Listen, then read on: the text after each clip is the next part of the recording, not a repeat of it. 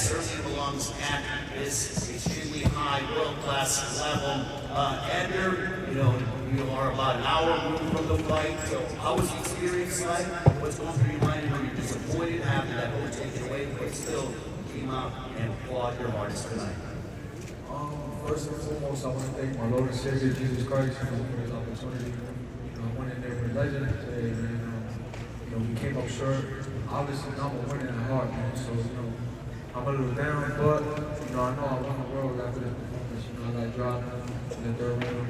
I came back and, put a hard fight. I fought a legend, man. So, a guy like me, right? The whole world was against me, right? And,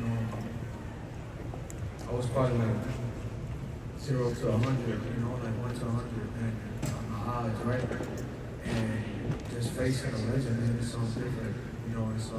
It's a blessing too, to share a ring with him. I'm excited. I finally got my feet at the highest level, the pinnacle of boxing. I feel like, I handled it well. We sold the fight great, and we fought a great fight. We gave the fans what they wanted to see, more. And, that's what Mexicans and Puerto Ricans do, when they go in the ring and share the ring together. Questions for Edgar Berlanga from the media. Questions? Straight back. Edgar Dan Rayfield here. Heck of a performance, even in a loss. I wonder if you take solace in the fact that you were able to go the distance with him in a fight that so many people thought that you were going to be knocked out in the early part of the fight. Like I said before, man, the whole world was against me. I was saying that in interviews, nobody believed in me.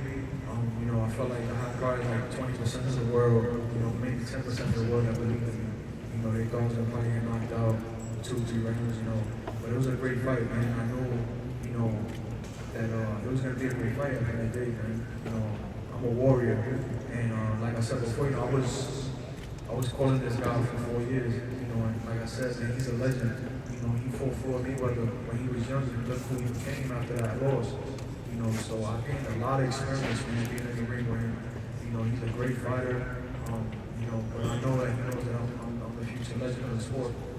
So to follow up on that briefly, do you feel like that even though this was not a win for you, and similar to what happened with Canelo and losing to Floyd, like you mentioned, that this will help you in the future, that you're confident that you're going to be taken seriously, that you'll be able to hang with other top super middleweights out there after going 12 rounds and taking the best, one of the best fighters of all time? Yeah, man, definitely I put the whole 168-pound division on notice. I know that they know that I'm coming to fight. And listen, facing a guy like Canelo, right? He's the man. He's the top dog at 168. There's no bigger than him. At the 168 division, he's a Floyd Mayweather. He's a Manny Pacquiao. He's that type of guy. When you fight him, it's like a concert. And I feel like I handled it very, very well. I gave my part. People laugh, right? But for real, right? He's a guy that I looked up to growing up, man. And obviously I didn't want to tell him that, I didn't want to tell him, yo, you're an idol to me. I didn't want to say that because it's like, man, I'm about to fight this dude. But he's somebody that we always studied, that we always looked up to. And I wanted to fight him. I'm like, damn, I want to fight my idol. I never told him. I never told the media, I never told nobody. Because I felt like people would have really thought that I was going to go out there and just take a knee or something just to get the opportunity to fight my idol. But I told him after the fight, I said, he's somebody that we look up to, for many years. And, it's a blessing to be here. I'm not gonna lie, this is crazy. 22,000 sold out. It's a blessing. Questions for Edgar? Hey, right here, Edgar. Miguel Maravilla from Fight Nation. First of all, Edgar, congratulations on this fight. Do you feel you're a player now at 168 after this performance? I truly, right now I'm a winner, right? So I got defeated today, so 50% of me is down and 50% of me feels okay. But between my father, one of the legends right here, Memo, my coach, Eddie Hearns, and Keith just telling me that, I shocked the world, right now, I'm a superstar in the 168 division. I handle everything well, man. I went in there with a legend, and I shocked the world. People thought that I was gonna probably get knocked out early, and I went in there and did what I had to do. We didn't come out with the victory, but hey, it is what it is. It's it's just another stepping stone to greatness.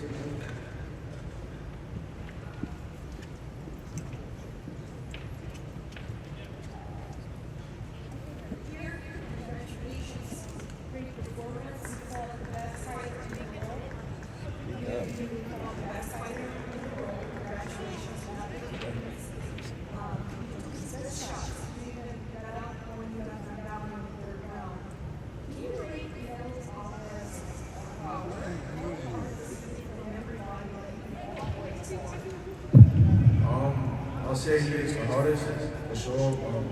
One of the fighters that hit very hard was Angulo. You know, he's a Cuban guy, he punched very hard too, so I'll say both of them are like the same, but you know, with Canelo, I was just mentally ready for the shots. You know, I already told myself, I know I'm gonna get hit. I know I'm gonna get hit on my chin, but it's, you know, I gotta bite down on my mouthpiece and push. You know, what happened in the third round, I got hit with another hook.